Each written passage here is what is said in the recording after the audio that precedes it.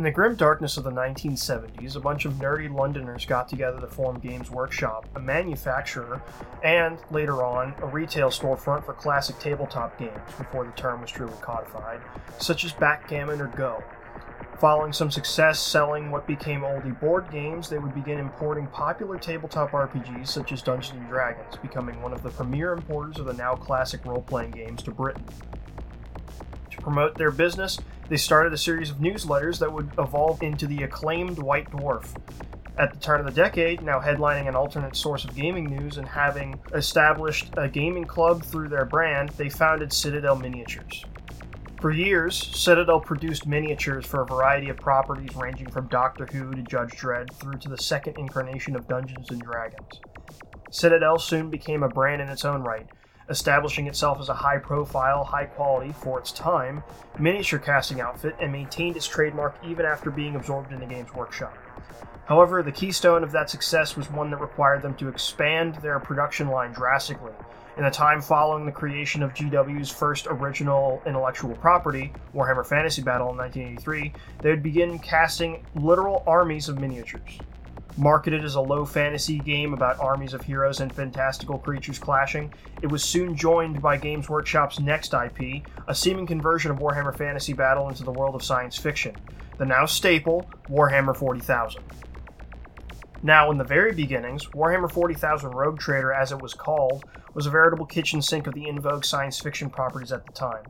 Rick Priestley had thought it up while he had been reading various different books, such as the works of John Milton or the works of Michael Moorcock and his Elric saga. He was very much influenced by them in addition to the works of Frank Herbert and Dune, H.P. Lovecraft's mythos, and at the time, the game was defined by the overarching factions that it created for the various armies involved. First and foremost amongst these factions was the Imperium of Man, the galactic empire of Frank Herbert's Dune, with its space marines likened to Robert Heinlein's Starship Troopers with a decidedly Teutonic night bent, its technicians of the Adeptus Mechanicus suspiciously similar to the technology cults of Isaac Asimov's Foundation saga, the Imperium's Adeptus Arbites law enforcement looking very much like the judges of the Judge Dredd stories in the 2000 AD comics, the Imperial Guard being a multifaceted fighting force with regiments each echoing a different historical army, and so on.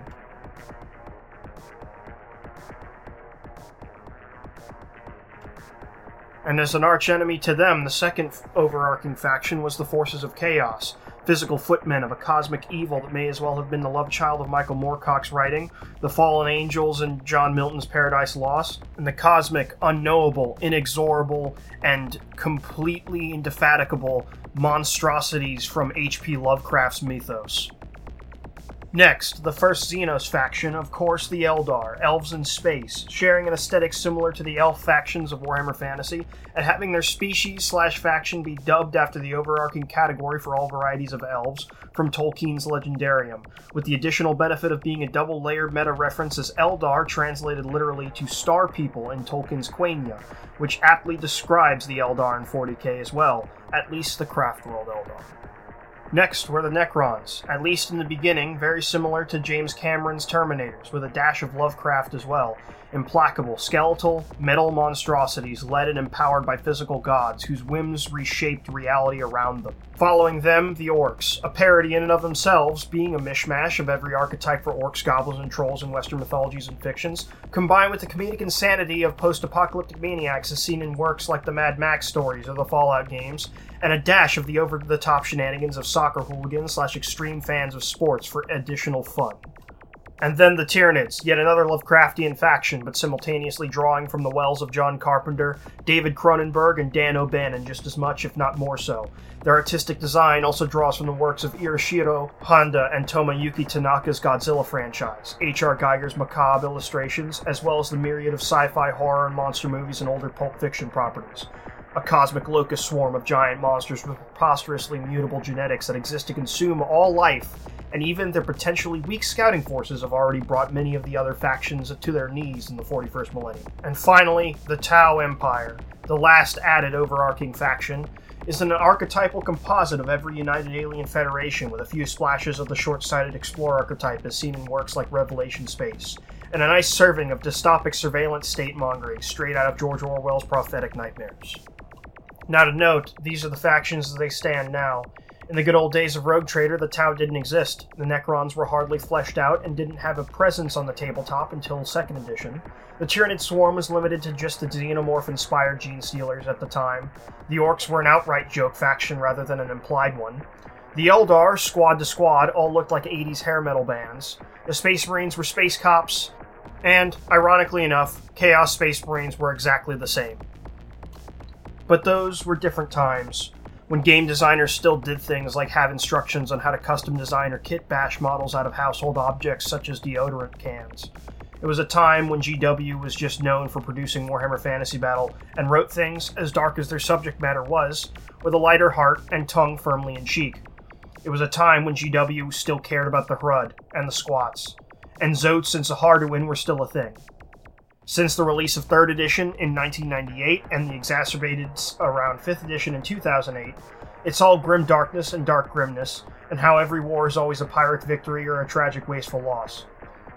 It's now a skirmish-level engagement wargame with a few RPG mechanics and a crippling onset of power creep, where ancient giant robots that were never seen before duke it out with alien jet fighters and giant monsters that were suddenly retconned into the fluff. But some things have stayed the same. It's still play with a bucket of 6-sided dice and a tape measure. It's still got a profoundly rich bit of lore and everything that's ever been in the spotlight. Its rulebooks are certainly still door stoppers, if you bother getting the ones with all the fancy artwork and demonstrative model images. It's still a game about gluing together squads of your favorite sci-fi warrior archetypes, then building an army out of those squads and their cool tanks, then spending hours customizing them and painting them, and then watching them get wiped out on first turn by an artillery strike. It's still about battles in the far, far future where God was a man and his sons killed him while attempting to live-action roleplay Doom 2, where the space elves ruin the entire galaxy forever by orgying Satan into existence. We're space locusts poised to devour all life and entire star systems on a daily basis, while Cthulhuid Terminators violently demand that every being, from man to animal to microbe, get off their space lawn. And, of course, one of the top 10 biggest threats to all life in the galaxy is a time-traveling genius soccer hooligan that looks suspiciously like the Incredible Hulk covered in scrap metal, with a war host of untold trillions of his kin that are able to build Death Star-like doomsday weapons out of garbage. And yet, despite all of this shenanigans, people take it seriously, more or less. Why? Well, let's find out. If any of the above question bait has you curious, feel free to leave a comment on it and I'll try to make a video about it. This has been Omegon, and it's all grim dark from here.